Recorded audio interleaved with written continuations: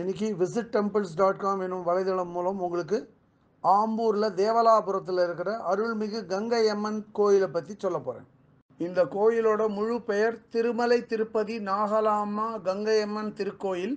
இது தேவலாபுரம் பிரதான சாலையில் பாலாறை நோக்கி அது எதிர்ப்புறமாக கட்டப்பட்டிருக்கு. 5 அடுக்கு கொண்ட கிழக்கு நோக்கி இருக்கும் ராஜகோபுரம் பக்கத்தில் இருக்கிற பிரதான நுழைவாயிலில் 2 சிம்ம வாகனம் அமைச்சிருக்கா வெளியில்.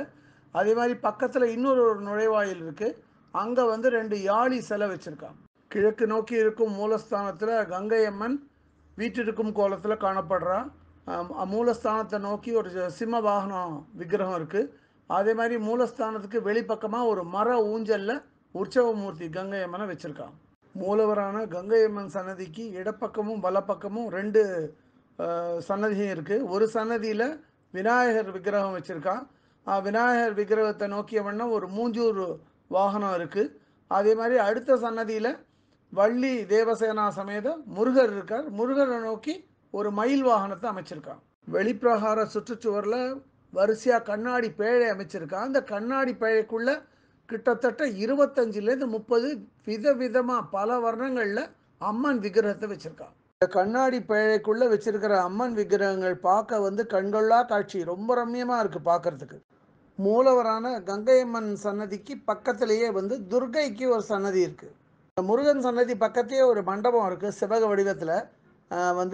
பல நிறங்களில் அது தூண்கள் வச்சு அந்த அமைச்சிருக்கா. பிரமாதமாக இருக்குது. கீழெல்லாம் பளிங்குக்கல் டைல்ஸ் அமைச்சிருக்கா.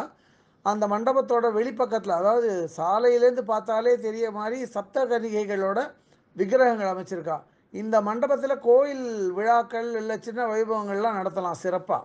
கோவிலோட தரைதளம் மொத்தமும் எல்லா இடத்துலையும் டைல்ஸ் போட்டு இழைச்சிருக்கா. அதே மாதிரி சுற்றுச்சுவர் மேற்கூரை அந்த சீலிங்கில் கூட பல வர்ணங்களில் பலவிதமான ஓவியங்கள் வரைஞ்சி பார்க்குறதுக்கு ரொம்ப கண்டவரும் மண்ணாக இருக்குது. சுற்றுச்சுவரில் அதே மாதிரி ரிஷிகள் முனிவர்கள் அதே மாதிரி கடவுளோட படம்லாம் நிறையா வரைஞ்சி வச்சுருக்கா. கோவில் வளாகத்துக்குள்ளேயே 4 கால் தூண் வச்சு ஒரு நவகிரக சன்னதி அமைச்சிருக்கா. அந்த நவகிரக சன்னதிக்கு மேலே பார்த்தா சூரிய பகவான் 7 குதிரை போட்டியாக தேர் ஓட்டுற மாதிரி அமைச்சிருக்கா. பார்க்க ரொம்ப நல்லா இருக்குது. சாலைக்கு எதிர்ப்புறமாகவும் ஒரு அரச மரமும் ஒரு வேப்ப மரமும் இருக்குது.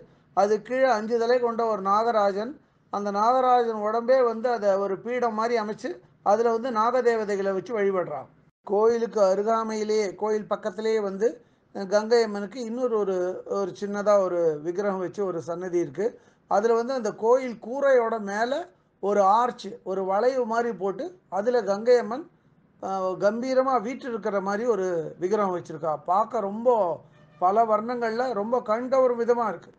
கோயிலுக்கு எதிர்ப்புறமாகவே சுமார் 15 வாகனங்கள் நிறுத்தும் அளவிற்கு சிமெண்ட் போட்டு கார் பார்க்கிங் அமைச்சிருக்காங்க.